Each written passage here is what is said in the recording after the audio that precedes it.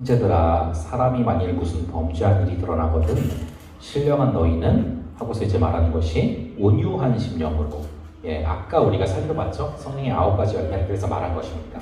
그 말한 온유한 심령, 그 온유한 심령으로 그러한 자를 바로잡고 너 자신을 살펴보아 너도 시험을 받을까 두려워하라.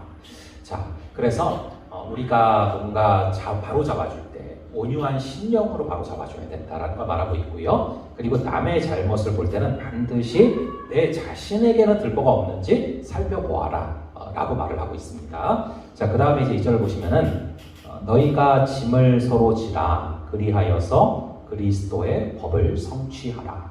이 짐은요, 혼자서는 감당할 수가 없는 그런 짐을 뜻합니다. 그래서 짐을 서로 지라는 것이고요. 그리하여서 그리스도의 법을 성취하라. 이것은 서로 사랑하라는 것입니다. 아까 이제 서로 이웃을 사랑하라는 것이 법을 성취한다라고 말하지 않았습니까? 그래서 이 얘기는 서로 사랑하는 공동체가 되려면은 짐을 서로 나누어 줘야 된다라는 것을 바울이 말하고 있는 것입니다. 그런데 짐을 그럼 나눠지지 않는 사람들의 특징이 무엇인가? 3절에 보시면 만일 누가 아무것도 되지 못하고 된 줄로 생각하면 스스로 속임이라. 이겁니다. 그래서 나는 내 신앙이 또 나는 내 실력이 뭐가 좀 된 줄로 생각하고 저 사람은 되지 못한 줄로 생각하는 것이 바로 짐을 나눠지지 않는 사람들의 특징이고, 그럴 때 결국에는 그리스도의 법을 성취할 수 없고 서로 사랑할 수 없게 된다는 것이죠.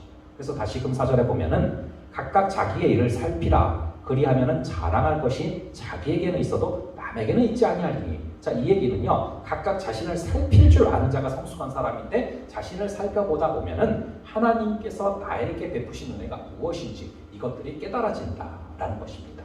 자, 그리고 5절에 보시면은 각각 자기의 짐을 질 것이라. 아까 그 짐은요, 혼자 감당할 수 없는 그런 짐을 뜻하고요. 여기서 말하는 각각 자기의 짐을 지라는 것은 자신이 져야 될 십자가를 뜻합니다.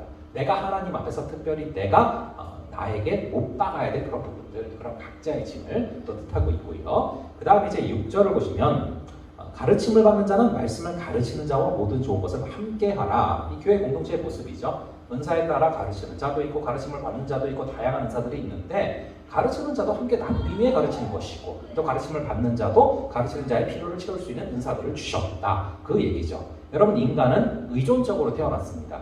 인간은 의존하지 않고는 사실은 살아갈 수가 없습니다. 그래서 사람들이 태어날 때도 그렇죠. 엄마 아빠가 도와주지 않으면 아예 살 수가 없어요. 애들은 잘 아시는 것처럼. 근데 저희가 또 나이가 들어서 나중이 되면 죽기 직전도 의존적이 됩니다. 저희가 저희의 힘으로 어떻게 살아갈 수가 없죠. 그렇게 사람은 어쩔 수 없이 태어나기를 의존적으로 태어났고, 사람 인자도 서로 의존하지 않으면 서 있을 수가 없지 않습니까? 그렇게 의존적이기 때문에 서로를 돕고 서로를 불쌍히 여기면서 살아가야 된다.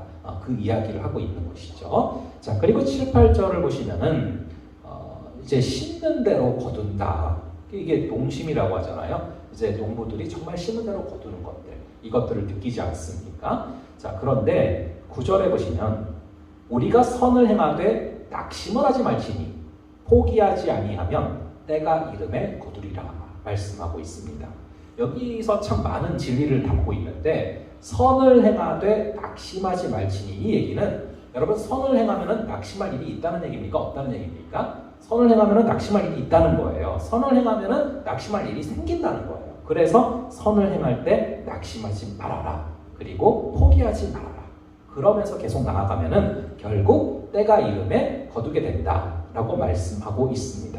여기서 때가 이름에 라고 할 때 이 때가 바로 우리가 잘 아는 바로 그 카이로스라는 단어가 여기서 쓰입니다. 이 때라는 단어 자체가 헬라어로 이 카이로스라는 단어입니다. 그래서 우리가 계속해서 크로노스의 시간들 가운데 아무 일이 벌어지지 않는 것 같고 너무나 똑같은 것 같고, 그런 상황에서도 우리가 선을 행하되 낙심하지 않고 또 포기하지 않고 계속해서 뿌리면서 나가면 때가 이름에, 즉 카이로스의 때가 이름에 거두게 될 것이다 라는 것을 말을 하고 있는 것이죠. 그래서 성경에 나오는 시간이 총 3가지가 있습니다. 하나가 이제 크로노스고, 하나가 지금 여기 이제 때가 이름에 할 때 이 카이로스라는 단어고, 마지막 하나 더가 있습니다. 그게 이제 플레이로마라는 단어인데 열매를 맺는 순간이라는 건데, 저희가 아까 봤습니다.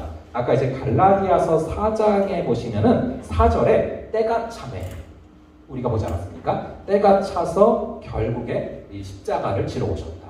그 때가 참여할 때 그게 바로 플레이로마라는 단어입니다. 이 세 가지를요, 제가 좀 이해를 해보기 쉽게 예로 한번 그 교재에 좀 써봤습니다.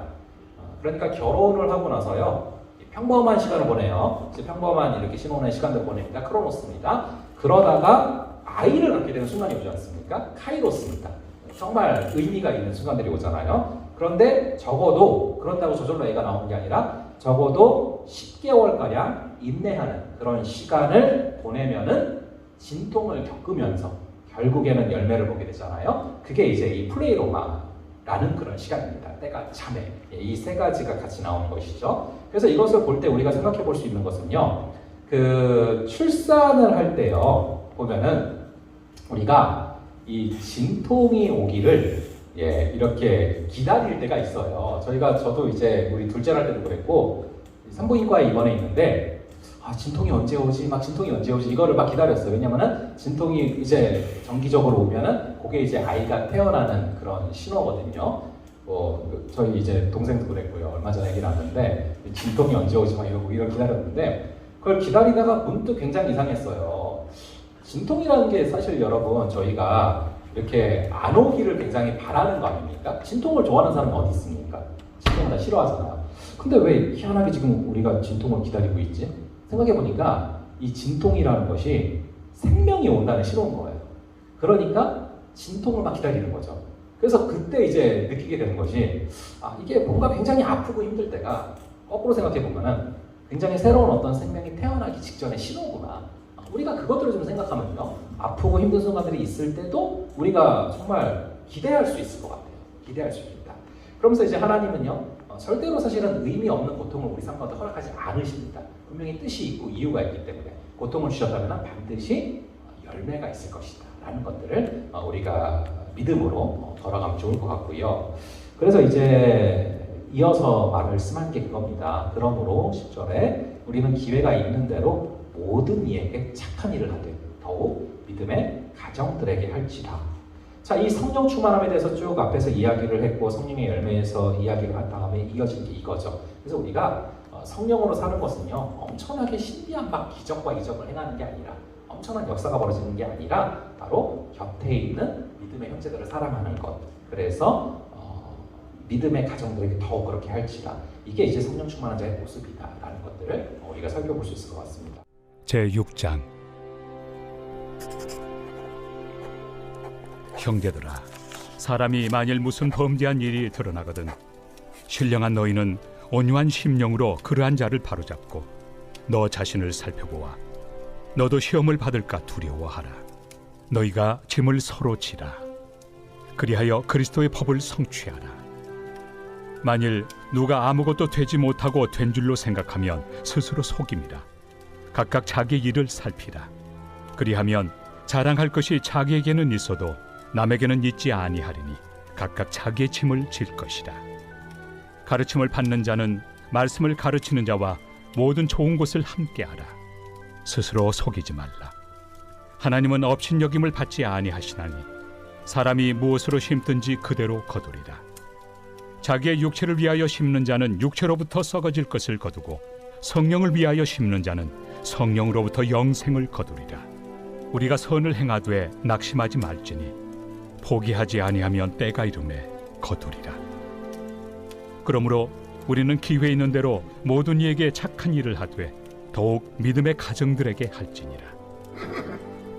내 손으로 너희에게 이렇게 큰 글자로 쓴 것을 보라. 무릇 육체의 모양을 내려 하는 자들이 억지로 너희에게 할례를 받게 함은 그들이 그리스도의 십자가로 말미암아 박해를 미워나리 함뿐이라. 할례를 받은 그들이라도 스스로 율법은 지키지 아니하고 너희에게 할례를 받게 하려 하는 것은 그들이 너희의 육체로 자랑하려 함이라. 그러나 내게는 우리 주 예수 그리스도의 십자가 외에 결코 자랑할 것이 없으니 그리스도로 말미암아 세상이 나를 대하여 십자가에 못 박히고 내가 또한 세상을 대하여 그러하니라. 할례나 무할례가 아무것도 아니로되 오직 새로 지으심을 받는 것만이 중요하니라. 무릇 이 규례를 행하는 자에게와 하나님의 이스라엘에게 평강과 긍휼이 있을지어다. 이후로는 누구든지 나를 괴롭게 하지 말라. 내가 내 몸에 예수의 흔적을 지니고 있노라. 형제들아, 우리 주 예수 그리스도의 은혜가 너희 심령에 있을지어다. 아멘.